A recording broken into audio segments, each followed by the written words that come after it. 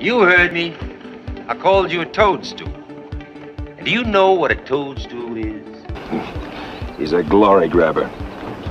I ain't gonna get killed just to get him another shiny bar. Millions of American children once wished Chuck Connors was their father. On screen, he was the ideal father figure.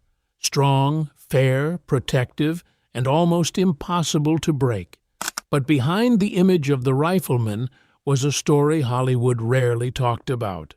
While America saw him as the perfect father, his 4 biological sons grew up with a very different man. Distant, demanding, and leaving behind wounds that lasted for decades. So who was Chuck Connors really? A righteous icon admired by millions, or a man trapped in a role he could never truly live up to off-screen? To understand that contradiction, we have to go back to Brooklyn in the 1920s, where the boy who would become America's most beloved father first learned how to survive. The Brooklyn Kid and the Field of Dreams. Chuck Connors was born Kevin Joseph Aloysius Connors on April 10, 1921, in Brooklyn, New York. His parents were Irish immigrants who came to America with almost nothing, carrying only the determination to survive. His father worked the docks as a longshoreman. His mother took whatever small job she could find to keep the family going. Kevin grew up during the Great Depression, where every meal had to be earned through sweat, sacrifice, and hard labor. Poverty taught him early that nothing in life came easily. But on the sports fields of the Bay Ridge Boys Club, he found a way out. Baseball became his first dream, and like many boys in Brooklyn, he imagined one day wearing a Dodgers uniform. That was also where his famous nickname was born.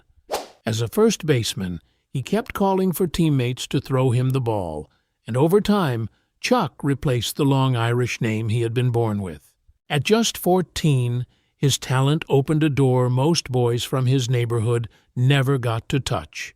He won a scholarship to Adelphi Academy, a private school in Brooklyn, and quickly became a standout athlete in baseball, basketball, football, and track. By 1939, he was considered one of Brooklyn's top high school athletes. More than 25 colleges offered him scholarships, but he chose Seton Hall University in New Jersey, where he played both basketball and baseball. Basketball gave him a place on the team, but baseball gave him a future. In one 1942 game, he hit 2 home runs and drove in 6 runs, the kind of performance scouts do not forget. For a while, it looked as if Chuck Connors was headed exactly where he had always dreamed, toward a life in sports, but his real destiny was waiting somewhere else, far beyond the ball field. 3 fresh starts.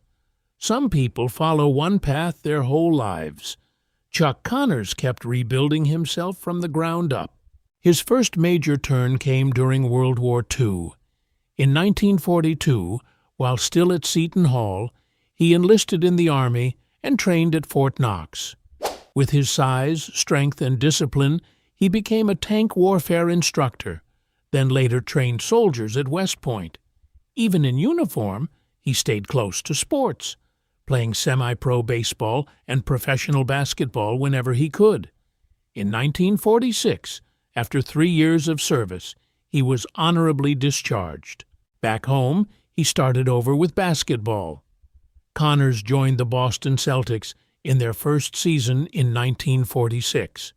At 6'5", he played forward and center, averaging 4.5 points across 49 games. But the moment people remembered most was not a score. During warm-ups, he shattered a glass backboard with a powerful shot, a scene that left the arena stunned and turned him into part of basketball folklore. Still, basketball was never the dream that owned his heart. In 1947, he left the Celtics to chase baseball.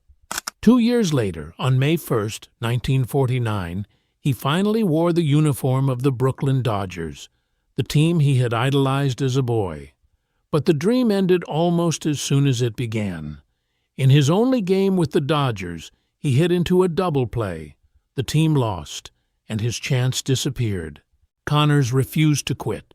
He returned to the minor leagues, played for the Montreal Royals, and eventually reached the majors again with the Chicago Cubs in 1951. He appeared in 66 games, hit 2 home runs, and finished with a .239 batting average. By then, he had already done what very few athletes ever could, play in both Major League Baseball and the NBA. But even that rare achievement would soon become just another chapter behind him. One swing of the bat was about to send his life in a direction he never saw coming. The home run that rewrote a life. In 1952, Chuck Connors was playing for the Los Angeles Angels, a minor league baseball team. During a game against the Sacramento Solons, he hit a home run that flew over the stadium fence. It did not win a title, but it changed his life. Sitting in the stands that day was Billy Gordon, a casting director for MGM. He noticed Connors right away, tall, rugged, and built for the camera. After the game, Gordon went to the locker room, gave Connors his card, and suggested he try acting. Connors did not take it seriously at first. He was still an athlete, and Hollywood felt like another world. A few weeks later, a minor injury put him on the bench. With unexpected time on his hands, he visited MGM out of curiosity. The studio gave him a screen test, liked what they saw, and within 3 days, Connors had signed his first Hollywood contract. One casual decision had redirected his entire life. His first role came in Pat and Mike, alongside Spencer Tracy and Katharine Hepburn. His part was small, just a police captain, but for a newcomer, it was a major break. He arrived nervous and early on his first day, waited for hours, then finished his scene in only 2 takes. Spencer Tracy later encouraged him, making Connors believe he might truly belong in Hollywood. After that, he attacked acting with the same discipline that had carried him through poverty, war, and sports.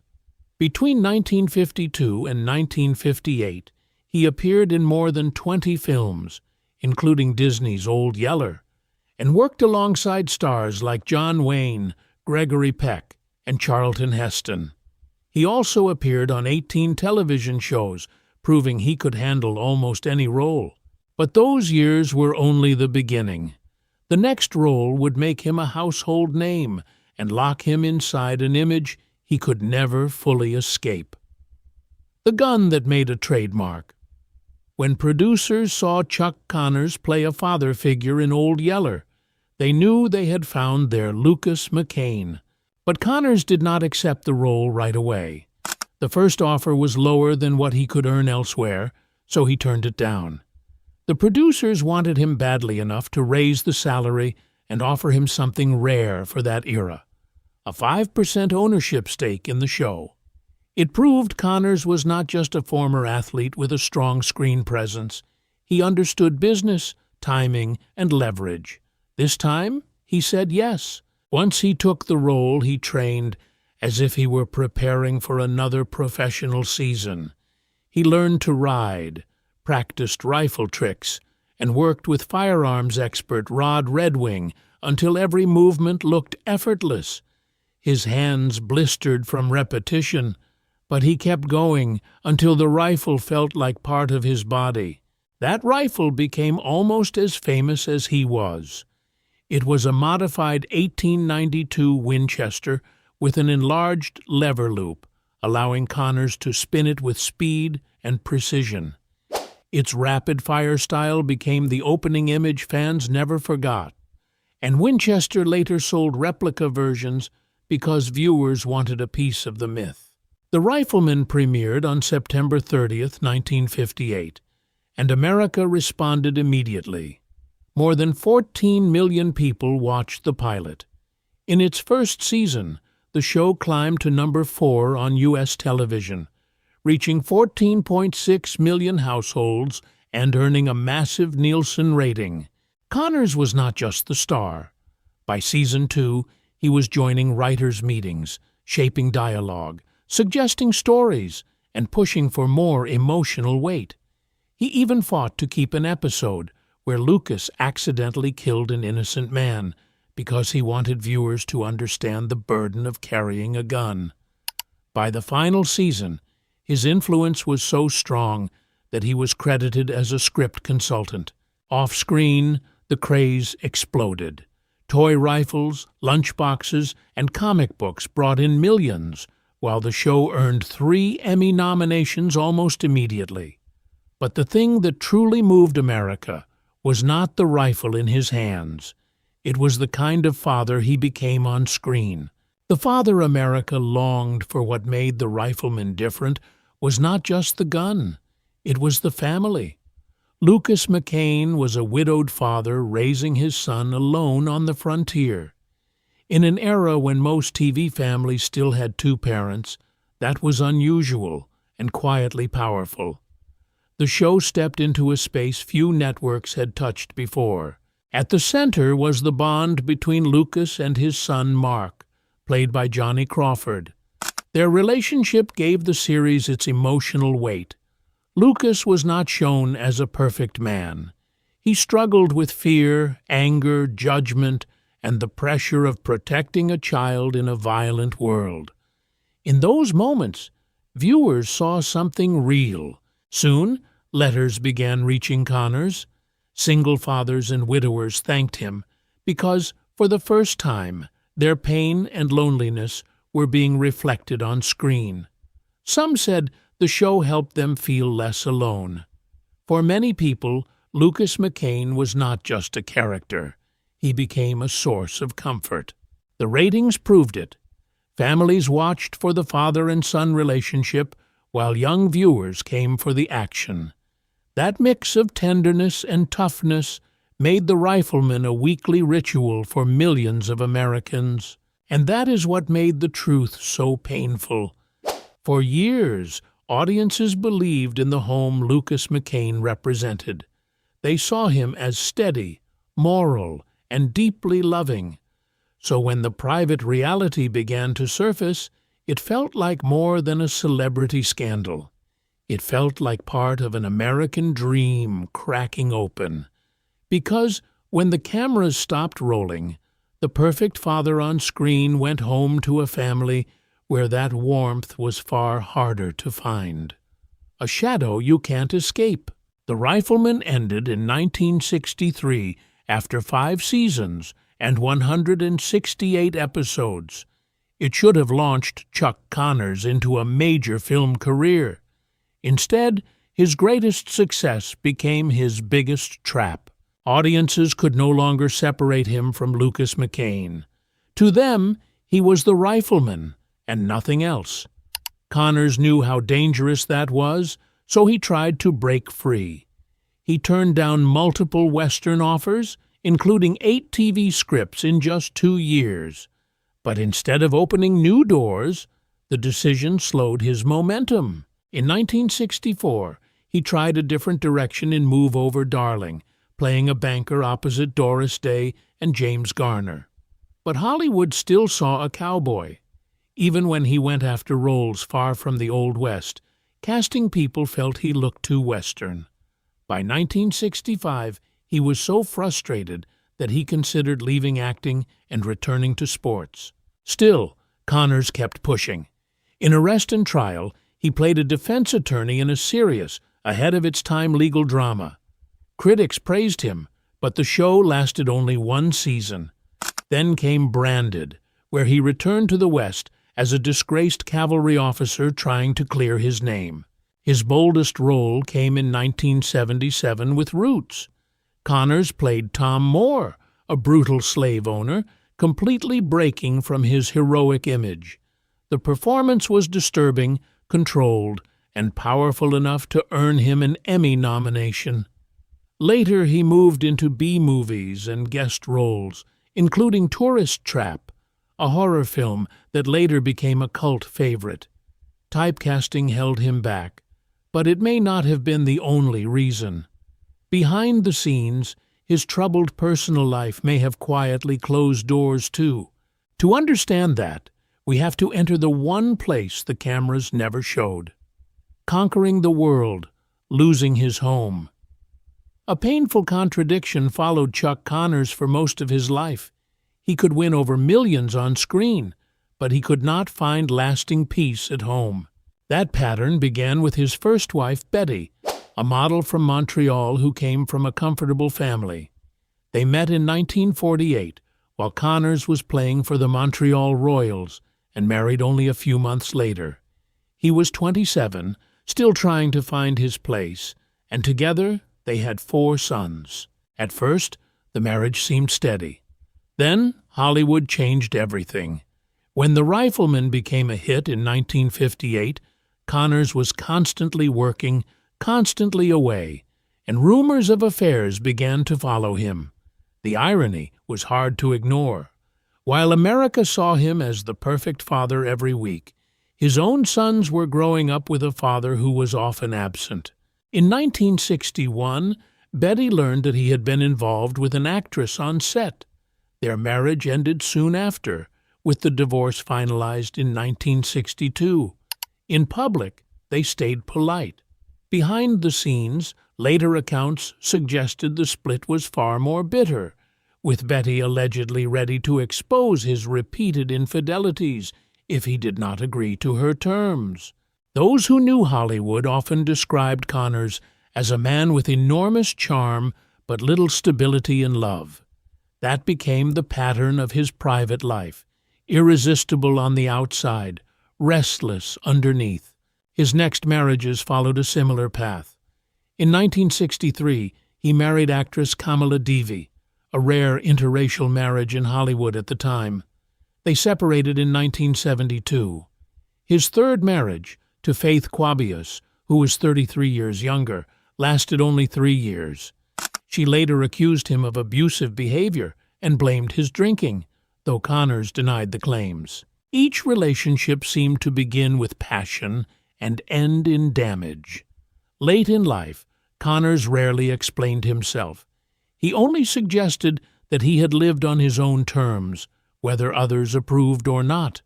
People thought they understood the man behind The Rifleman. But one of the strangest chapters of his life was still hidden, and it involved one of America's greatest enemies. The Cold War paradox: an enemy respects a man. One of the strangest chapters in Chuck Connors' life began with a contradiction. He was fiercely patriotic, openly conservative, and deeply loyal to his country. Yet somehow he became beloved by America's greatest Cold War enemy. In the late 1960s, as Hollywood was filled with anti-war protests, Connors took the opposite side. In 1967, he marched in New York in support of American troops, even as protesters jeered. He had already risked his career by backing Barry Goldwater, making it clear that he valued his principles more than his popularity. That bluntness sometimes caused tension. On the set of Soylent Green, Connors reportedly clashed with Charlton Heston over politics. He was not a man who softened his beliefs to make people comfortable, but that same stubborn honesty may have made him strangely respected, even by people who stood on the other side of the world. During the Cold War, The Rifleman became one of the few American shows allowed to air in the Soviet Union. Soviet viewers embraced Lucas McCain, not because of Connors' politics, but because they saw a strong father, a moral man, and a symbol of justice. Millions watched, and one of the show's biggest fans was Soviet leader Leonid Brezhnev. When Brezhnev visited Washington in 1973, he wanted to meet Connors. Later that year, Connors was invited to Moscow as a guest of the Kremlin. For 2 weeks, the outspoken anti-communist was treated with extraordinary warmth. He met fans, attended screenings, and even gave Brezhnev a Winchester rifle, like the one that made him famous on television. It was an almost unbelievable image. An American cowboy icon standing inside the Kremlin, welcomed by the very system he opposed. Connors later took part in a documentary about peace and friendship between the two nations, becoming an unlikely bridge between Cold War enemies. Maybe that was the real paradox of Chuck Connors. He did not hide what he believed, yet people who disagreed with him still found something to respect. But even that international fame could not stop time. The man who once shattered backboards, ruled American television, and shook hands with Soviet leaders still had one final chapter left to face. The Rifleman's final curtain. On November 3, 1991, Chuck Connors returned to the role that defined him one last time. In the TV movie The Gambler Returns, he appeared briefly as Lucas McCain, wearing the familiar gear and holding the Winchester fans had never forgotten. The cameo lasted only about 90 seconds, but for longtime viewers, it felt much bigger. Johnny Crawford also appeared, no longer the little boy who had played Mark, but a grown man standing beside the screen Father America remembered. The look they shared in their final moment together carried decades of memory. It was not just a cameo. It felt like Connors saying goodbye to Lucas McCain. A year later, another goodbye came. In 1992, at 71, doctors found lung cancer, the result of a long, heavy smoking habit. It was a painful irony. The cigarette smoke that once fit his rugged screen image had been slowly destroying him off-screen. Connors spent his final days at Cedars-Sinai Medical Center. On November 10, 1992, he died at the age of 71. Tributes came from Hollywood friends, political opposites, and generations of viewers who had welcomed him into their homes. For many Americans, they were not just losing an actor, they were losing the father figure they had grown up believing in. The legacy of a man who refused to stand still. Looking back, Chuck Connors lived a life few men could match. He was not just a Hollywood star with a name on the Walk of Fame. He was one of the rare American athletes who played both Major League Baseball and in the NBA, and he also became part of the larger fight for players' rights in the 1960s. But his lasting legacy was never just about sports. It was Lucas McCain. The Rifleman changed how television showed single fathers, turning a gunfighter into a symbol of protection, discipline, and love. Decades later, the show still reaches new viewers because its family values remain simple, strong, and deeply American. So how should Chuck Connors be remembered? As the athlete who rebuilt his life again and again? As the unlikely American icon who crossed the Cold War divide? Or as a flawed man who played the perfect father on screen while leaving painful gaps inside his own home? Maybe the fairest answer is all of it. Connors was not a saint, and he was not only a legend. He was a man of enormous talent, deep contradictions, public triumphs, and private shadows. And perhaps that is why his story still holds power. More than 30 years after he lowered that final rifle, Chuck Connors remains unforgettable, rugged, complicated, and still fixed in the memory of American television.